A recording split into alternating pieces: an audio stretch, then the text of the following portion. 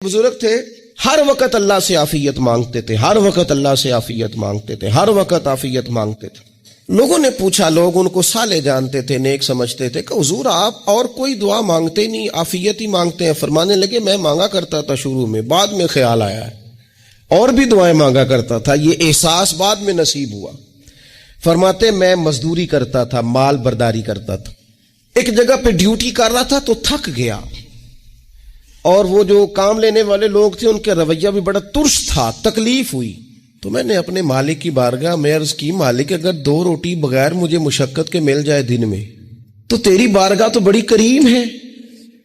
کہتے ہیں میں نے یہ دعا مانگ لی، ذرا میں تھوڑا آگے بڑھا تو 2 بندے آپس میں لڑ رہے تھے، میں ان کی صلح کرانے کے لیے، انہیں بچانے کے لیے آگے بڑھا، تو میں جس کو چھڑا رہا تھا دوسرے نے میرے اوپر ضرب لگا دی، میرا بھی سر پھٹ گیا۔ تھوڑی دیر کے بعد وہاں پولیس آ گئی، وہ تینوں کو لڑنے والا سمجھ کے اٹھا کے لے گئے، مجھے جیل ہو گئی۔ 2 روٹیاں بغیر مشقت کے روز ملنی شروع ہو گئی۔ دعا مانگی تھی نا کہ یا اللہ 2 روٹیاں مل جائے نا بغیر مشقت کے، کہتے ہیں وہ 2 روٹیاں روز ملتی، کوئی کام نہیں کرنا پڑتا، پر جیل ہو گئی۔ فرماتے ہیں میں بڑا پریشان تھا، روز روٹیاں پابندی سے آتی اور بہترین آتی، کھانا ملتا۔ پھر کچھ عرصے کے بعد میں نے سوچا کہ یار یہ دعا تو قبول ہو گئی نا تیری، اب تو اگر اس پر کوئی الگ بات کرے گا تو وہ تو غلط کرے گا۔ کہتا ہے پھر خود ہی میرے دل میں اللہ نے بات ڈالی اور میں نے عرض کی، مالک 2 روٹیاں نہیں، مجھے تو عافیت چاہیے، مجھے تو عافیت دے، میرے اوپر تو کرم فرما، تو نظر رحمت کر، جے ایک قطرہ بخشے مینوں، جے ایک قطرہ بخشے مینوں تے کام بن جاندا ہی میرا، مہربانی کر، عافیت عطا کر۔ فرماتے پھر خدا نے کرم کیا، کہاں سے اسباب بنے میرے جیل سے چھوٹنے کے، کون کون میرے ضمانتی بنے اللہ ہی جانتا ہے۔ فرماتے ہیں دروازے بھی کھل گئے، رزق بھی ملتا ہے، صحت بھی میسر ہے، سجدہ بھی کر لیتا ہوں، سویرے تلاوت بھی کرتا ہوں، شام کو مدینے والے کی بارگاہ میں رج کے درود و سلام بھی عرض کرتا ہوں، میں ممکن ہوتا ہے تو کسی غریب کی داد رسی بھی کرتا ہوں۔ اب سمجھ آئی ہے، ربنا آتنا فی الدنیا حسنۃ وفی الآخرۃ حسنۃ وقنا عذاب النار۔ اب سمجھ آئی ہے رب سے جب بھی مانگنا ہے عافیت ہی مانگنی ہے۔ حضرت عباس بن عبد المطلب رضی اللہ تعالیٰ عنہ نبی پاک علیہ السلام کے پیارے چچا جان ہیں، عرض گزار ہیں، یا رسول اللہ صلی اللہ علیہ وسلم مجھے بتائیے میں اپنے رب سے مانگوں تو کیا مانگوں؟ تو حضور نے فرمایا رب سے عافیت مانگو۔ کہتے میں کچھ دن رکا، کچھ دنوں کے بعد پھر حاضر بارگاہ ہوا اور عرض کی، یا رسول اللہ صلی اللہ تعالی علیہ وسلم مجھے بتائیے میں اپنے مالک سے مانگوں تو کیا مانگوں؟ تو حضور نے پھر فرمایا اللہ سے مانگنا تو عافیت مانگنا۔ بزرگ فرماتے ہیں یہ عافیت کیا ہے؟ عافیت یہ ہے کہ یا اللہ ظاہری پریشانیاں، باطنی پریشانیاں، اے اللہ ظاہر کے میل کچیل بھی دور ہو جائیں، باطن کے بھی دور ہو جائیں، اے اللہ ہر معاملے میں، ہر آزمائش میں، ہر دکھ میں ہمیں تیری پناہ نصیب ہو جائے، یہ عافیت ہے۔ اور صوفیہ کرام فرماتے ہیں عافیت سے بڑی نعمت کوئی نہیں اگر کسی کو میسر آئے تو، عافیت سے بڑا حسن کوئی نہیں اگر کسی شخص کو یہ نصیب ہو جائے۔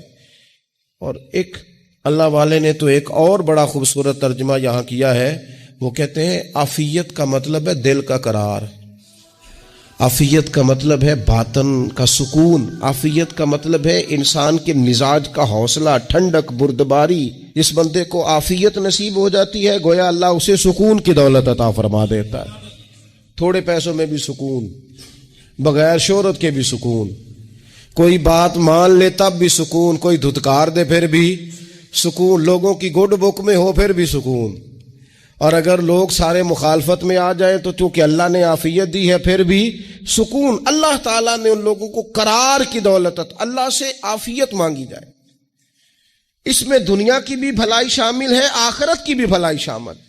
نبی اکرم صلی اللہ تعالی علیہ وسلم توجہ دلاتے کہ اللہ سے تم عافیت مانگو، ہمارا نہ جی، کیونکہ سب سے بڑا مسئلہ روحانی تربیت کا ہے۔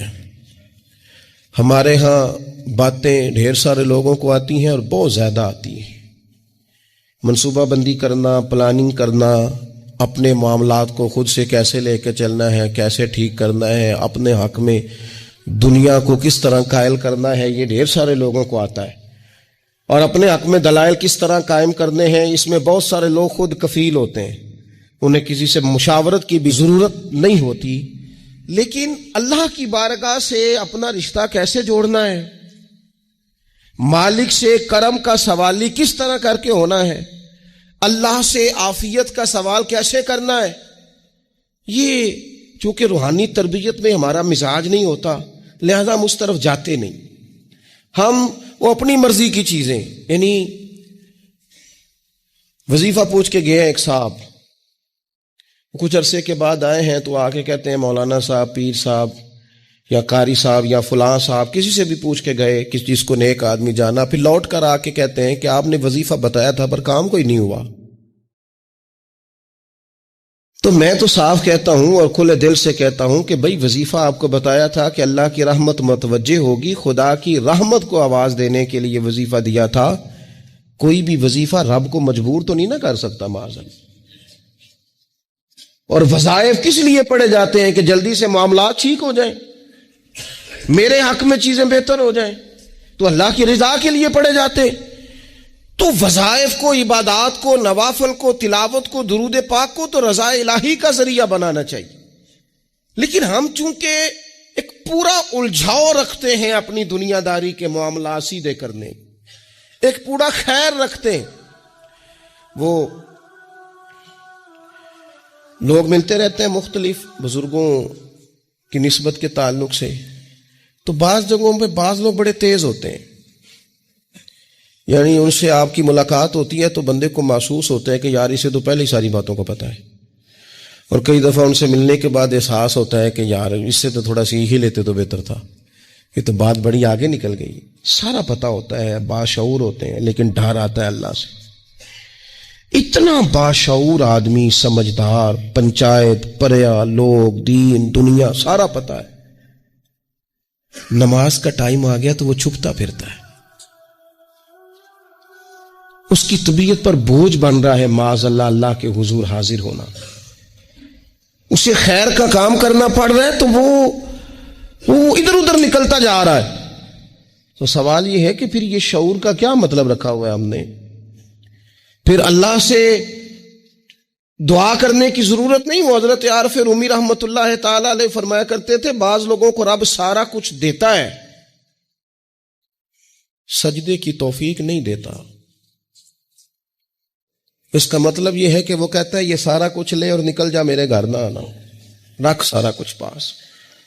رب سے عافیت مانگی جائے، اس سے اس کا فضل مانگا جائے، اس سے اس کا کرم مانگا جائے۔ اللہ کے پیارے رسول صلی اللہ تعالی علیہ وآلہ وسلم اس عافیت مانگنے پر زور دیتے، توجہ دیتے۔ میں آپ کو صحیح بتاتا ہوں، رب نے اگر کسی بندے کو عافیت میں رکھا ہو نا تو حالات کیسے بھی برے چل رہے ہوں اس کا بگاڑ کچھ نہیں سکتے۔ اور اللہ تعالیٰ معاف کرے، 100 دفعہ خاکم بدہن، اگر کسی وقت اس کے کرم کی نگاہ پھر جائے تو پھر سارے اسباب سمیت بھی انسان اپنے پیروں پہ کھڑا نہیں رہ سکتا۔ اس سے جب تک طلب کرم نہیں ہوتا، طلب عافیت نہیں ہوتی، اس کی بارگاہ سے جب تک بندہ مومن پورا رجوع نہیں کرتا، یہ عافیت اتنی اعلیٰ چیز ہے کہ نبی پاک علیہ السلام نے فرمایا آذان اور اقامت کے درمیان جو وقت ہوتا ہے اس میں دعائیں رد نہیں ہوتی۔ دعا مانگا کرو گے تمہاری اللہ اپنے فضل سے قبول کر لے گا۔ عرض کی یا رسول اللہ کیا مانگے؟ تو فرمایا عافیت مانگو رب سے۔ حضرت انس بن مالک حدیث کے راوی ہیں رضی اللہ تعالیٰ عنہ، یہاں بھی فرمایا یہ عین قبولیت کا ٹائم ہے، اب اللہ سے عافیت مانگ لو، اس کی پناہ۔ ہم دعاؤں میں بھی محدود ہو جاتے ہیں۔ رب دا طالب کوئی نہ ملیا، جو ملیا طالب زردہ ہو، دعاؤں میں بھی حد بندی۔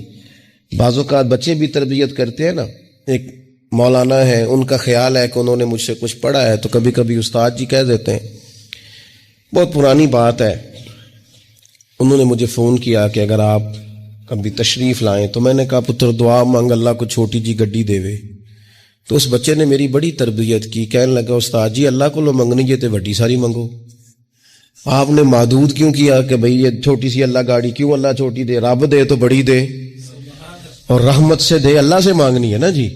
ہم تربیت نہیں لیتے۔ میں نے اس کا شکریہ ادا کیا، میں نے کہا بیٹے تو نے بڑی سونی بات کی، اللہ تجھے اس کا اجر عطا کرے، اللہ تجھے برکات عطا کرے۔ اگر آپ نے سیکھنا ہے تو پھر آپ سیکھ لیں گے، اور اگر نہیں سیکھنا تو پھر یہی کہنا ہے ساری عمر لنگ گئی بندہ کو نہیں ملیا، چونکہ مزاج نہیں ہے نا سیکھنے کا، اس لیے پھر ملا ہی کوئی نہیں، پھر ساری زندگی کو میسر ہی نہیں آیا، کسی نے نصیحت ہی نہیں کی، کوئی آنکھوں کو بھایا ہی نہیں، خود ہی بڑے سیانے تھے، خود ہی بہت بڑے تھے، اپنا قد ہی بڑا اونچا تھا، سب ٹھگنے چھوٹے اور کمزور اور بوڑے نظر آئے۔ نبی پاک علیہ الصلوۃ والسلام نے ایک شخص سے پوچھا کیا دعا مانگ رہے ہو؟ تو اس نے کہا یا رسول اللہ میں اللہ کی بارگاہ میں صبر کا سوال کر رہا ہوں۔ تو حضور فرمانے لگے صبر تو مصیبت پر ہوتا ہے۔ یا رسول اللہ پھر کیا مانگو؟ آپ ان جملوں اور لفظوں کی گہرائی کو سمجھیں، صبر کے لیے تو پہلے مصیبت آئے گی پھر صبر آئے گا۔ تو یا رسول اللہ کیا مانگوں؟ فرمایا تو رب سے عافیت مانگ۔ مانا کیا ہے؟ مصیبت آئے کیوں؟ اللہ تجھے اپنی حفاظت کے حصار میں لے لے، وہ وقت ہی کیوں آئے کہ جب تیری طبیعت الجھ جائے، جب تو پریشان ہو جائے، جب تو تو اللہ سے عافیت مانگنا۔ جب تو عافیت مانگے گا تو اگر کبھی مشکل آئے گی بھی نا تو خدا پھر اپنے فضل سے مشکل سے نکلنے میں رستہ بھی بڑی جلدی عطا فرمائے گا اور تیرے اوپر فضل فرمائے گا۔ اگر عافیت، یہ جو ہم نبی پاک کی امت ہے نا، تو یہ ہمارے گرد اللہ کے فضل اور اس کی رحمت کا حصار ہے، یہ حصار ہے ہمارے گرد۔ وہ درویش نے کہا تھا نا کہ کروں شکر کتنا اور کروں فخر کتنا کہ تیرے کرم نے مجھے فائز المرام کیا، دیکھو بنا کے سید عالم کا امتی مجھ کو گناہ سے پہلے ہی بخشش کا انتظام کیا۔ ابھی میں نے غلطی کی نہیں لیکن مجھے حضور کا غلام بنا دیا، بخشش کا بندوبست پہلے ہو گیا۔ اپنے مالک سے بیمار بھی اس سے عافیت مانگے، مقروض بھی اس سے عافیت مانگے، بے اولاد بھی اس سے عافیت ہی مانگے، صاحب اولاد بھی اس سے عافیت ہی مانگے، جو دولت کے حصول کے رزق حلال کے خواہش مند ہیں وہ بھی اس سے عافیت مانگے، اور جن کی جھولی اس نے بھر دی ہے وہ بھی اپنے رب سے عافیت ہی مانگے۔ مالک سے جب سوال کرے، ایک بزرگ تھے انہوں نے تو اپنی انگوٹھی میں لکھوا لیا تھا کہ یا اللہ مجھے عافیت عطا فرما، مگر جب بھی دیکھتا ہوں یاد آ جاتا ہے کہ اللہ سے عافیت مانگنی۔ اپنے مالک کی بارگاہ کے اندر دیکھو، میں نے دیکھا ہے وہ کسی نے کہا تھا کہ تیری خواہش ہے کہ وہ تیری آرزو کرے پوری، اور میری خواہش ہے کہ تیری آرزو بدل جائے۔ کچھ لوگ ایسی خواہشات بھی لے کے آتے ہیں کہ جو پوری نہ ہو تو بہتر ہوتا ہے، اس لیے آپ کو پتہ ہے موت مانگنا جائز نہیں دین میں۔ مصائب سے گھبرا کر، مشکلات سے گھبرا کر، زندگی کے مد و جزر سے پریشان ہو کر موت کا سوال کرنا جائز نہیں۔ کس طرح جائز ہے؟ ان لفظوں کے ساتھ دعا کر سکتا ہے کہ یا اللہ جب تک میری زندگی بہتر ہے مجھے زندہ رکھ، اور جب میرا دنیا سے جانا بہتر ہے پھر تو مجھے اپنی بارگاہ میں بلا لے۔ یہ بھی کیا ہے؟ یہ بھی عافیت کا سوال ہی ہے کہ یا اللہ رکھ بھی تب تک جب تک رہنا بہتر ہے۔ نبی پاک نے بھی ارذل العمر ہونے سے پناہ مانگی۔ ہمارا یہ مزاج بن گیا ہے کہ ہم اپنے حق میں ایسی چیزوں کا سوال کر رہے ہوتے ہیں جو کئی دفعہ ہمیں مل جائیں تو ہمارا نقصان کریں۔ قرآن حکیم ایک جگہ پہ اللہ کریم نے فرمایا ہے کہ اگر سب لوگوں کو مال دے دوں تو بغاوت کریں، فساد ہو جائے۔ کیا مانا؟ کہ اپنا نقصان کر بیٹھے لوگ۔ ہم اپنے مالک کی بارگاہ میں بعض ایسی چیزوں کے سوالی ہیں کہ جو ہمارے لیے ٹھیک نہیں ہے، ہمیں اس کے کرم پر چھوڑنا ہے، اس سے عافیت مانگنی۔ اور بعض لوگ، چونکہ میں کہہ چکا ہوں شروع میں کہ ہماری دینی روحانی تربیت نہیں ہوتی اور ہم کہیں سے باقاعدہ اسباق لینے کے قائل ہی نہیں ہوتے، پوری تربیت کا ہمارا مزاج نہیں ہوتا، اپنی عقل اور اپنا شعور اور اپنے حساب سے ہم زندگی کو بتانا چاہتے ہیں، اور یہ جو میرا دور ہے یہ ویسے ہی الجھا ہوا زمانہ ہے، اللہ ماشاء اللہ، پتہ نہیں کوئی کیا بول رہا ہے، کوئی کیا کہہ رہا ہے، ایسے ہے جیسے کوئی میلہ لگا ہوا ہے۔ اور کان پڑی آواز سنائی نہیں دے رہی، جس کی دکان پر کوئی گاہک نہیں وہ بھی کہہ رہا ہے لائنیں بنا لو۔ ایسا الجھا ماحول ہے اور ایسی آزمائش ہے کہ لوگ بیچارے پریشان ہیں۔ دیکھیں، جب تربیت کے ساتھ انسان آگے بڑھتا ہے نا، ہمارے پاس مقتدا ہے اللہ رسول کا کلام، ہمارا پیشوا ہے رب رسول کا فرمان۔ جب ہم کتاب و سنت کی روشنی میں آگے بڑھتے ہیں تو پھر ہمارے لیے منزل آسان بھی ہوتی ہے اور قریب بھی ہوتی، پھر ہمارے لیے آگے کی طرف سفر کرنا، آگے بڑھ جانا یہ آسان ہوتا ہے۔ آپ غور کریں، جو لوگ دنیا میں کامیاب رہے، بھلا کس طرح کامیاب رہے؟ وہ اس طرح کامیاب رہے کہ انہوں نے نا اپنے رب سے عافیت مانگی، اللہ تعالیٰ نے خود بخود ان کے لیے رستے بنائے۔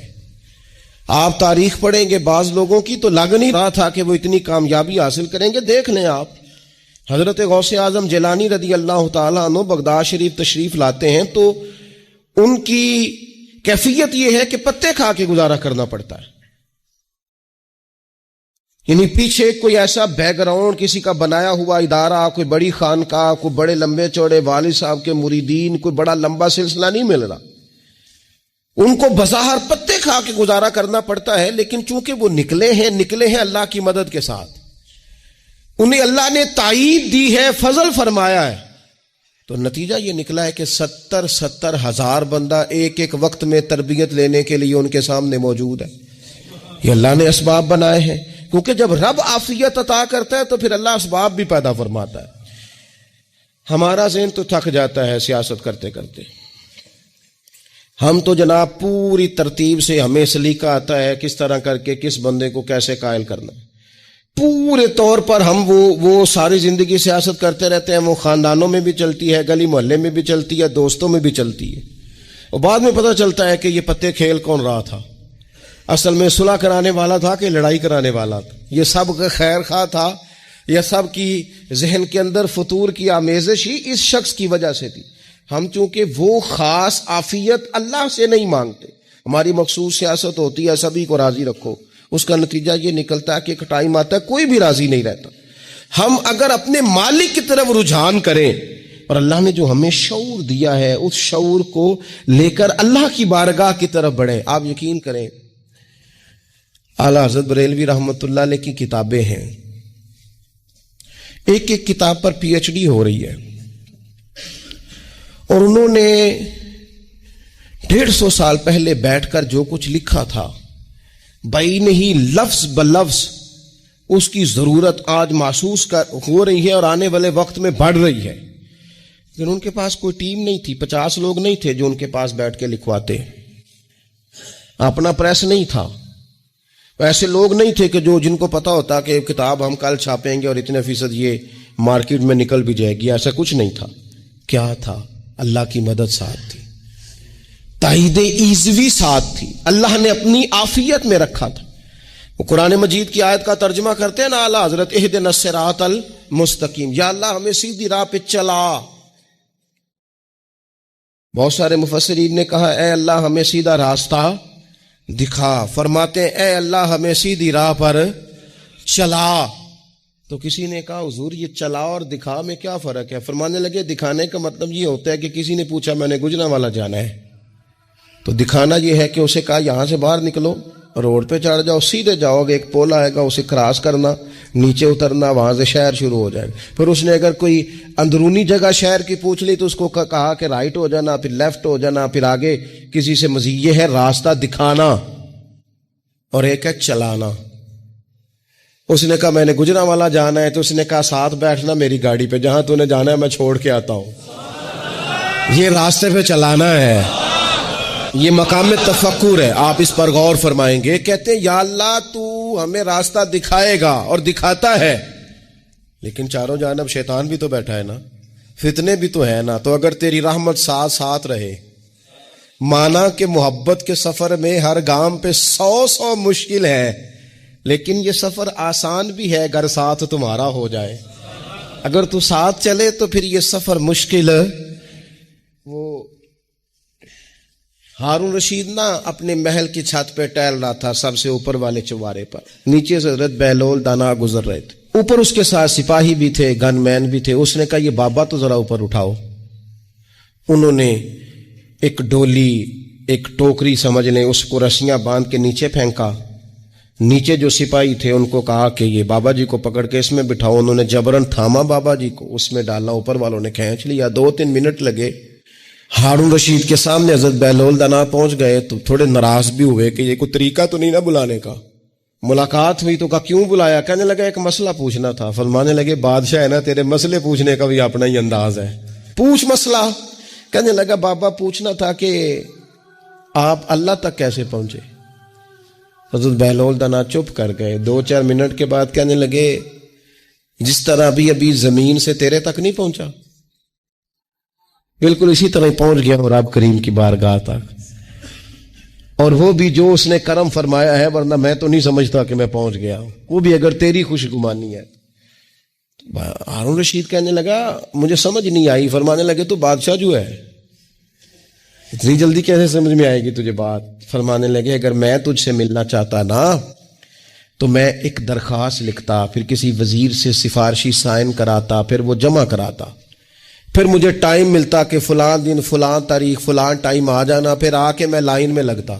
پھر بھی تو بادشاہ ہے، تیرا موڈ بنتا ملنے کا کہ نہ بنتا. جب میں چاہتا تو پتہ نہیں کتنا ٹائم لگ جاتا، جب تو نے چاہا ہے نا تو 1 منٹ بھی نہیں لگا. فرمانے لگے میں نے دعویٰ ہی نہیں کیا کہ میں جدوجہد کر کے پہنچوں گا، میں نے تو رب کی بارگاہ میں عاجزی کی ہے، پھر رب نے ہی کرم فرمایا ہے، اسی نے مہربانی کی ہے. مانا کہ محبت کے سفر میں ہر گام پہ 100 مشکل ہے، لیکن یہ سفر آسان بھی ہے. اگر ساتھ تمہارا ہو جائے، اس کے کرم کا ساتھ رہا ہے، اس سے عافیت مانگی ہے، اپنے آپ کو اس کے سپرد کیا ہے تو اس نے کرم کر دیا. جب تک یہ مزاج نہیں ہم بناتے کہ مالک سے عافیت کا سوال کریں، اپنے آپ کو اپنے رب کے حوالے کر دیں، اس کی رحمتوں کے سپرد کر دیں، اتنی دیر تک زندگی میں ٹھہراؤ نہیں آتا، قرار نہیں آتا. مشکات میں موجود ہے، اللہ کے پیارے رسول صلی اللہ تعالی علیہ وسلم تیمارداری کے لیے گئے تو صحابہ کرام فرماتے ہیں وہ بندہ نا اتنا پتلا نحیف اور لاغر ہو گیا تھا جس طرح چڑیا کا بچہ ہوتا ہے، کمزوری ضعف طاری تھا. تو محبوب کریم نے اسے دیکھا تو بڑے کریمانہ انداز میں کریم فرمانے لگے تو کوئی دعا نہیں مانگتا، تو عافیت نہیں مانگتا اللہ سے؟ عرض کی یا رسول اللہ صلی اللہ تعالی علیہ وسلم، میں نے اپنے رب کی بارگاہ میں عرض کی ہے مالک قیامت کا عذاب بڑا سخت ہے، میں نہیں برداشت کر سکتا، تو نے اگر مجھے کوئی سزا دینی ہے تو یہیں دے لے، قیامت کو نہ دینا. تو کہتے محبوب فرمانے لگے سبحان اللہ، او خدا کے بندے تو رب کی سزا دنیا میں بھی نہیں سہ سکتا. اللہ سے یہ بھی سوال نہ کر، تو رب سے کہہ ربنا آتنا فی الدنیا حسنۃ وفی الآخرۃ حسنۃ وقنا عذاب النار. تو رب سے دنیا میں بھی حسنہ مانگ، بھلائی مانگ، تو آخرت کے لیے بھی بھلائی مانگ، تو اس سے عافیت کا سوال کر. تو نے یہ سوال کیوں کیا؟ عرض کی یا رسول اللہ کرم ہو گیا ہے، مجھے سمجھ آ گئی ہے، اب میں اسی طرح ہی کروں گا. عزیز دوستو، ہم کہاں سہ سکتے ہیں؟ ہم دنیا میں رب کی سزا ہم نہیں سہ سکتے، ہم کمزور ہیں تو گرمی نہیں سہ سکتے، شدید سردی نہیں سہ سکتے، شدت کی بھوک لوگ نہیں سہ سکتے، کوئی آزمائش نہیں سہ سکتے. وہ جو لوگ بعضوں کا کہہ دیتے ہیں نا جی فلاں چیز ہمارے اعمال کا نتیجہ ہے، تو میں کیا کرتا ہوں نہ کو یار، ہم تو یہ بھی نہیں سہ سکتے، ہم کہاں برداشت کر سکتے ہیں، ہمیں تو وہ معاف ہی فرمائے. ہم حساب والے ہے ہی نہیں، ہم تو صرف معافی والے ہیں. ہم سے نہ حساب پوچھے، اس نے حساب پوچھا تو پھر تو بڑی مشکل ہو جائے گی. اگر اس نے حساب پوچھا تو بڑی رسوائی ہو جائے گی، اگر حساب پوچھا تو مشکلات سامنے دکھائی دینے لگ جائیں گی. ہم سے تو وہ درگزر والا معاملہ کرے، ہم سے تو وہ کہے جا میں نے محبوب کے صدقے تجھے معاف کیا، جا تیرے لیے رحمت اور بخشش والا فیصلہ کیا. وہ کوئی سبب اس کی رحمت کسی سبب کو دیکھ لے اور درگزر کر لے.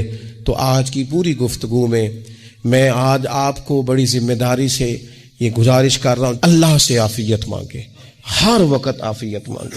میری سالوں سے روٹین ہے، میں دعا مانگتا ہوں اللہم انا نسألک العفو والعافیت فی الدین والدنیا والآخرہ. اور یہ خاموش تبلیغ ہوتی رہی، میں مانگتا رہا، کئی بچوں کو ویسے یاد ہو گئی.